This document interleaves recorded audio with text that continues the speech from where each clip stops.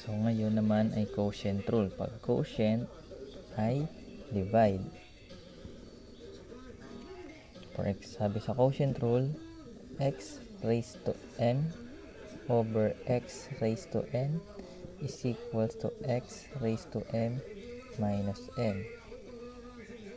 So, mapapansin natin, sinusubtract natin yung exponent. Hindi yung sa product rule, ina-add natin yung exponent. So, let's try an example. So, for example, meron tayong y raised to 5 over y raised to 3. So, mangyayari, isusubtract natin yung exponent nila. So, magkakaroon tayo ng y. 5 minus 3 is 2. So, eto na yung sagot natin. So, malino naman siguro yun. O, another method kung nalilito.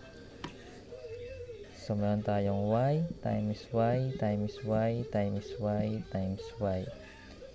So, y times y times y times y times y is y raised to 5. Ito ay product rule. So, meron yung 1 dyan. Pag minultiply natin yan, y times y is y squared. Y squared times y is y cubed. Y cubed times y is y raised to 4. And y raised to 4 times y is y raised to 5. So, meron naman tayong y times y sa denominator. So, papansin natin, pwede natin i-cancel out yung variable na parehas. So, matitira yung variable na dalawa sa numerator, which is y times y is y squared. So, pwedeng ganyan yung method natin. Pero mas madali, i-minus na lang natin yung mga exponent. Basta tatandaan, dapat same yung variable. So, another example, we have 8y raised to 8 over 2y raised to 3. So, dahil quotient rule, i-divide natin yung mga number or yung coefficients nila.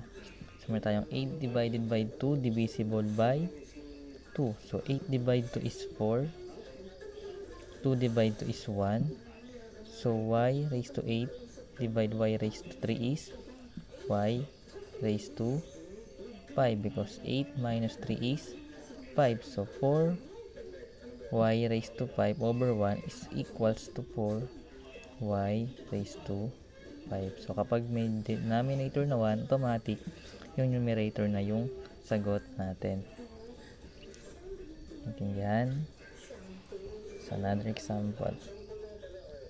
Let's say we have a raised to 3 over b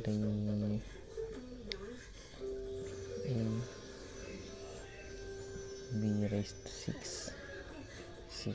Let's say we have this kind of expression.